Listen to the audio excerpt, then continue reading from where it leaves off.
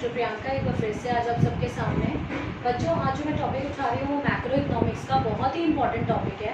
और macro economics में हमारा जो टॉपिक है वो मैं आज ले रही हूँ theory of income and output. Theory of income, output and employment एक ऐसा टॉपिक है जो मैक्रो इकोनॉमिक्स को डोमिनेट करता है, क्योंकि इसी से सारी मैक्रो इकोनॉमिक्स आपकी शुरू होती है। बेसिकली जो हमारी theory of income and output है, ये बुक है जो जीएम कीन्स ने लिखी थी, और इसकी एक्चुअल जो इम्पोर्टेंस है वो हमें पता चली ग्रेट डिप्रेशन के दौरान। हम सब जानते हैं कि 1929 में हम सब ने ग्रेट डिप्रेशन बियर किया है, जिसका इम्पैक्ट पूरी इकोनॉमी पे हर देश के अंदर पड़ा था। इसका जो असर है सबसे ज़्यादा यूएसए, ब्रिटेन, फ्रांस, इन सब पे पड़ा, और धीरे धीरे फैलता हुआ ये इंडिया को भी हिट किया। तो ये जो ग्रेट डिप्रेशन था, पहले मैं इसके बारे में थोड़ा सा आपको एक ब्रीफ कर देती हूँ। 1929 में पूरी दुनिया में ग्रेट डिप्रेशन आया, जिसकी वजह से मनी की वैल्यू बहुत ज़्यादा डाउन चली गई थी। और मनी की वैल्यू बहुत ज़्यादा डाउन जाने की वजह से जो मार्केट में बना हुआ सामान था वो एज इट इज़ पड़ा रह गया था, उसको खरीदने वाला कोई नहीं था, क्योंकि हज़ारों करोड़ों रुपए दे के भी वो सामान नहीं खरीद पा रहा था कोई।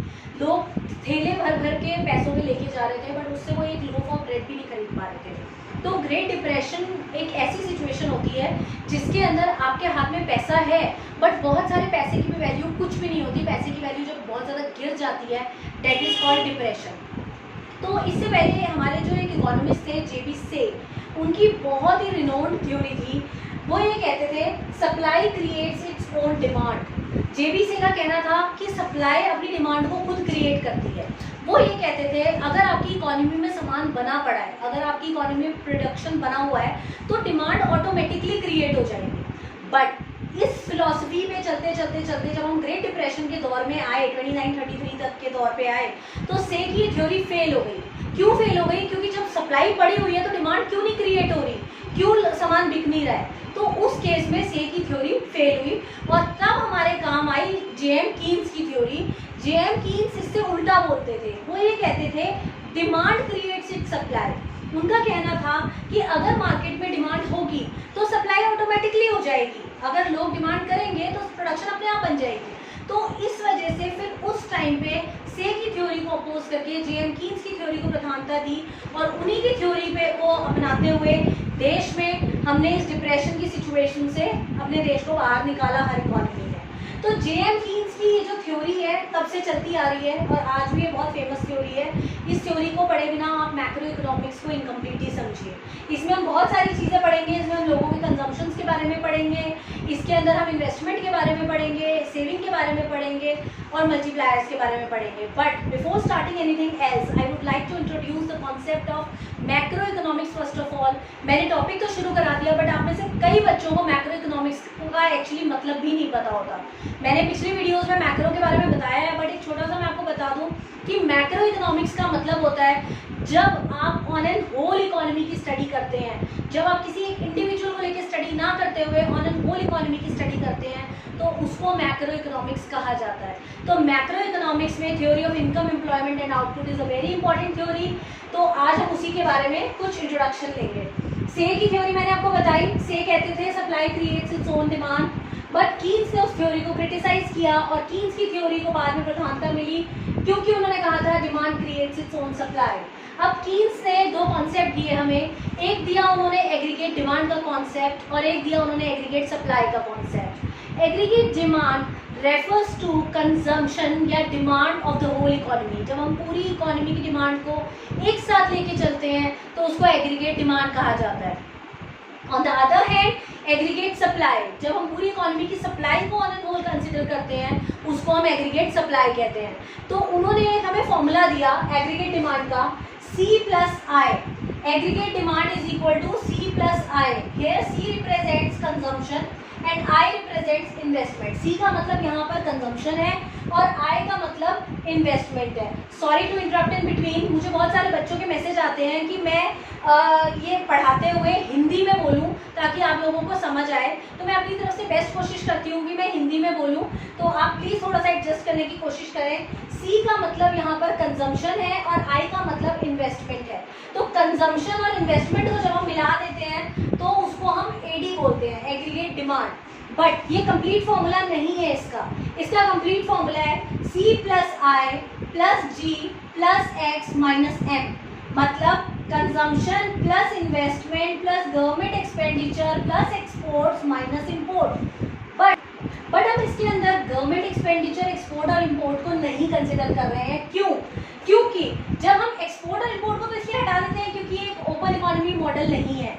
जब हम ओपन इकोनॉमी की बात करते हैं तब हमें इसको लेना है, बट गवर्नमेंट को हम for the sake of simplicity इसको हटा देते हैं। तो इस वजह से C प्लस आई ही एग्रीगेट डिमांड का एक फॉर्मूला बच जाता है कि aggregate demand is equal to C plus I. एक इंसान की कंजम्पशन दैट इज खपत, इन्वेस्टमेंट दैट इज निवेश, तो जब हम इन दोनों को प्लस करते हैं कंजम्पशन और इन्वेस्टमेंट को, तो वो एग्रीगेट डिमांड कहलाती है। ऐसे ही अगर हम बात करें एग्रीगेट सप्लाई की, अगर एग्रीगेट सप्लाई की मैं बात करूं तो इसका फॉर्मूला होता है C plus S। C plus S is equal to aggregate supply, जहां पर C का मतलब है कंजम्पशन, S का मतलब है सेविंग, बचत। तो जब C प्लस आई AD है और C प्लस S AS है, और मैं ये कहती हूँ, मैंने नहीं कहा, कीन्स ने कहा कि AD is equal to AS, जब एग्रीगेट डिमांड एग्रीगेट सप्लाई के बराबर होगी तो इकोनॉमी इक्विलिब्रियम पे होगी। इक्विलिब्रियम का मतलब होता है जहां पर AD AS के बराबर होती है। ये एक ऐसा पॉइंट होता है जहां पर अपना देश, अपनी जो अर्थव्यवस्था है वो पूरी ऐसे पॉइंट पे होती है जहां पर ना तो बढ़ाने की जरूरत है ना कम करने की जरूरत है, हम सेटिस्फाइड है इस पॉइंट पे, तो इसको हम इक्विलिब्रियम पॉइंट बोलते हैं। तो इक्विलिब्रियम पॉइंट पे जब हम AD AS को रखेंगे तो हम AD का फॉर्मूले की जगह AD का फॉर्मूला डालेंगे, AS की जगह AS का फॉर्मूला डालेंगे। तो आप ये छोटा सा मैथमेटिकल कैलकुलेशन तो जानते होंगे कि ये CC कट जाएगा, तो CC के कटने की वजह से I किसके बराबर हो जाएगा? S के बराबर। दैट मीन्स इन्वेस्टमेंट सेविंग के बराबर हो जाएगा, जो निवेश है वो बचत के बराबर हो जाएगी। तो आप ध्यान रखेंगे जिस पॉइंट पे एग्रीगेट डिमांड एग्रीगेट सप्लाई के बराबर होगा उस पॉइंट पर इन्वेस्टमेंट सेविंग के बराबर होगा। तो ये चीज आपने आगे तक चैप्टर के याद रखनी है क्योंकि ये बहुत इंपॉर्टेंट है। तो यहाँ पर हमने AD और AS पढ़ा, अब इसको थोड़ा सा डायग्रामेटिकली फॉर्म में भी देखते हैं कि इसके ग्राफ कैसे बनते हैं। AS कर्व का जो ग्राफ है वो 45 डिग्री एंगल बनता है। आपने 45 डिग्री एंगल बनाया होगा, 90 का half that is 45 degree angle. तो जब आप 45 डिग्री एंगल बनाते हैं तो ये AS कर्व बन जाता है। AS कर्व हमेशा 45 डिग्री एंगल इसलिए होता है क्योंकि आपकी एग्रीगेट सप्लाई हमेशा इनकम के बराबर होती है और ये दोनों प्रोपोर्शन बराबर होते हैं एक दूसरे के। और AD कर्व हमें पता है C प्लस आई होता है, कंजम्पशन और इन्वेस्टमेंट के बराबर होता है। तो हम एक मिनिमम लेवल ऑफ इन्वेस्टमेंट और मिनिमम लेवल ऑफ कंजम्पशन लेके चलते हैं और वो AD बनाता है, क्योंकि investment can be fixed but consumption कभी भी जीरो नहीं हो सकती। इन्वेस्टमेंट फिर भी जीरो हो सकती है but consumption can never be zero, consumption कभी जीरो नहीं हो सकती। आप सोच के देखें, क्या आपके पास अगर इनकम नहीं है तो क्या आप बिल्कुल कंजम्पशन बंद कर देंगे या बिल्कुल जीरो कंजम्पशन पे आप सर्वाइव कर सकते हैं? नहीं, आप कहीं से भी लाएंगे, चाहे अपनी बची हुई सेविंग्स, जो पुरानी सेविंग्स है उसमें से पैसा निकालेंगे, चाहे चोरी करेंगे, चाहे डाका डालेंगे, चाहे उधार से लाएंगे, बट एक इंसान की मिनिमम लेवल ऑफ कंजम्पशन होती है और वो उसको करता है। तो वो मिनिमम लेवल ऑफ कंजम्पशन को हम इग्नोर नहीं कर सकते। तो AD हमेशा कंजम्पशन और इन्वेस्टमेंट के बराबर होती है और इसीलिए जीरो से ऊपर होता है। कई बार पूछा जाता है बच्चों से ये क्वेश्चन कि जीरो से ऊपर क्यों है AD कर्व, तो क्यों वहां से शुरू होता है, इसका इंटरसेप्ट जीरो से ऊपर क्यों है? तो आप यही आंसर देंगे, because consumption can never be zero. आपकी जो खपत होती है वो कभी भी शून्य नहीं हो सकती, इस वजह से जो AD है वो हमेशा जीरो लेवल से ऊपर से शुरू होता है। तो ये हमने जो एक बेसिक कॉन्सेप्ट पढ़ा है वो AD AS का कॉन्सेप्ट पढ़ा है। हमने कीन्स का लॉ पढ़ा है यहाँ पर कि कीन्स के क्या लॉ थे।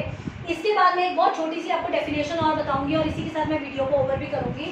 Consumption function, what do you mean by consumption function? Consumption function का मतलब है the relationship between income and consumption is known as consumption function. Consumption function का मतलब है इनकम में और कंजम्पशन में, आय में और खपत में जो रिश्ता है उसको हम कंजम्पशन फंक्शन कहते हैं। जिस हिसाब से आपकी इनकम बढ़ रही है उसके हिसाब से कंजम्पशन कितनी बढ़ रही है, किस स्पीड में बढ़ रही है, that is called consumption function. और कंजम्पशन फंक्शन का बहुत ही छोटा सा एक मैथमेटिकल इक्वेशन होता है, C is equal to C bar plus B by. कभी कभी C बार को कई बच्चे या कई टीचर्स A बार भी लिख देते हैं, तो आप इस चीज में कंफ्यूज बिल्कुल भी ना हो। C is equal to C bar plus B by. अब कई लोगों को बहुत कंफ्यूजिंग लग रहा होगा, तो मैं आपके लिए इजी बना देती हूँ। यहाँ पर C का मतलब है टोटल कंजम्पशन। टोटल मतलब जितना, सपोज मैं अपना एग्जांपल लेके बताती हूँ, मेरे पूरे दिन का खर्चा 200 रुपये है, तो मेरे पूरे दिन का खर्चा 200 रुपये है। उस 200 रुपये में शायद कुछ प्रोपोर्शन ऐसा है जो कम से कम मेरी इनकम ना होते हुए भी मैं करूँगी। अगर मेरी इनकम होती है तो मैं 200 रुपये खर्च करती हूँ, बट अगर मेरी इनकम नहीं होती तो मुझे 60 रुपये तो चाहिए ही चाहिए दिन के, जो मेरे मिनिमम खर्चा है, जिसको मैं अवॉइड नहीं कर सकती, चाहे इनकम हो ना हो, मुझे चाहिए ही चाहिए। तो ये जो सी बार या ए बार होता है, ये वो 60 रुपये है कि कम से कम मेरे को इतना खर्चा चाहिए। और यहाँ पर बी का मतलब है एमपीसी। एमपीसी का मतलब होता है marginal propensity to consume. Marginal propensity to consume का मतलब होता है आपकी इनकम बढ़ने के साथ साथ आपकी खपत कितनी बढ़ रही है, आपकी कंजम्पशन कितनी बढ़ रही है, किस प्रोपोर्शन में बढ़ रही है, दैट इज कॉल्ड एमपीसी। और वाई यहाँ पर इनकम है, तो ये बता रहा है कि जितनी इनकम, सपोज 100 रुपये आपकी इनकम बढ़ी, तो उसमें 60 रुपये अगर आपकी बढ़ रही है कंजम्पशन, तो आपका बी हो गया 60 और वाई हो गया आपका 100। तो that means B upon Y is 0.6। तो ये आपका एमपीसी हो गया 0.6। और यहाँ पर मिनिमम कंजम्पशन, तो total consumption is minimum consumption plus consumption with the proportion of income, तो that makes a complete consumption function. वो एक पूरा कंजम्पशन फंक्शन कहलाता है। तो कंजम्पशन फंक्शन क्या है? It is the relationship between income and consumption which is also known as propensity to consume. एक इंसान की खपत करने की जो प्रोपेंसिटी होती है, जो उसका प्रोपोर्शन होता है, उसको हम कंजम्पशन फंक्शन कहते हैं। मगर कीन्स ने एक साइकोलॉजिकल लॉ दिया था कंजम्पशन फंक्शन का। उसने ये कहा था कि एक इंसान की इनकम बढ़ने के साथ कंजम्पशन बढ़ती ज़रूर है, मगर उस प्रोपोर्शन में नहीं बढ़ती जिस प्रोपोर्शन में इनकम बढ़ता है। डैट मीन्स अगर 100 रुपये मेरी इनकम बढ़ रही है तो 100 की 100 मैं कंज्यूम नहीं करूँगी, मैं उसका कुछ प्रोपोर्शन सेविंग में डालूंगी और कुछ प्रोपोर्शन उसका कंज्यूम करूँगी। वो हर इंसान के ऊपर डिपेंड करता है कि वो कितना कंज्यूम करता है। कई 100 कमा के 90 उड़ा देते हैं, कई 100 कमा के 10 उड़ा देते हैं। तो ये हर इंसान के बिहेवियर के ऊपर डिपेंड करता है। तो कीन्स का साइकोलॉजिकल लॉ क्या एक्सप्लेन करता है? Keynes psychological law explains that consumption always increases with increase in income, but not with the same proportion as income increases. This is known as Keynes psychological law of consumption. So with this, मैं आज का topic खत्म करूँगी। ये मैंने आज आपको Keynes और से के बारे में बताया, उनकी फिलोसफीज के बारे में बताया, डायग्राम्स के बारे में बताया, प्लस मैंने आज आपको कंजम्पशन फंक्शन का इंट्रोडक्शन दिया।